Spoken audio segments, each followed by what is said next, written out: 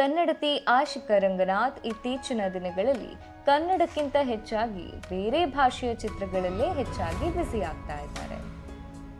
2016ರಲ್ಲಿ ಬಿಡುಗಡೆಯಾದ ಕ್ರೇಜಿ ಬಾಯ್ ಚಿತ್ರದ ಮೂಲಕ ಕನ್ನಡ ಚಿತ್ರರಂಗಕ್ಕೆ ಎಂಟ್ರಿ ಕೊಟ್ಟ ಆಶಿಕಾ ಆನಂತರ ಕನ್ನಡದಲ್ಲಿ 10ಕ್ಕೂ ಹೆಚ್ಚು ಚಿತ್ರಗಳಲ್ಲಿ ನಟಿಸಿದ್ದಾರೆ. ಕಳೆದ ವರ್ಷ ತಮಿಳಿಗೆ ಹೊರಟ ಅವರು ಅಥರ್ವ ಅಭಿನಯದ ಪಟ್ಟತ್ತು ಅರಸನ್ ಚಿತ್ರದಲ್ಲಿ ನಟಿಸಿದ್ರು. ತಮಿಳಿನ ಜೊತೆಗೆ ತೆಲುಗಿನ ಅಮಿಗೋಸ್ ಎಂಬ ಚಿತ್ರದಲ್ಲಿ ನಟಿಸುವ ಮೂಲಕ ಟಾಲಿವುಡ್ಗೂ ಎಂಟ್ರಿ ಕೊಟ್ರು. ಈಗ ಅವರು ತೆಲುಗಿನ ಜನಪ್ರಿಯ ನಟ ನಾಗಾರ್ಜುನ ಅವರೊಂದಿಗೆ ನಾ ಸಾಮಿ ರಂಗ ಎಂಬ ಚಿತ್ರದಲ್ಲಿ ನಾಯಕಿಯಾಗಿ ನಟಿಸ್ತಾ ಇದ್ದಾರೆ.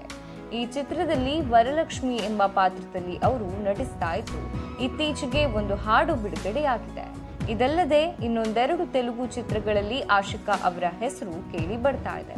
ಇನ್ನು ಕನ್ನಡದ ವಿಷಯಕ್ಕೆ ಬಂದ್ರೆ PRK ಪ್ರೊಡಕ್ಷನ್ ನಿರ್ಮಾಣದ ಓಟು ಎಂಬ ಚಿತ್ರದಲ್ಲಿ ಆಶಿಕಾ ನಟಿಸಿದ್ದು, ಈ ಚಿತ್ರ ಇನ್ನಷ್ಟೇ ಬಿಡುಗಡೆಯಾಗಬೇಕಿದೆ.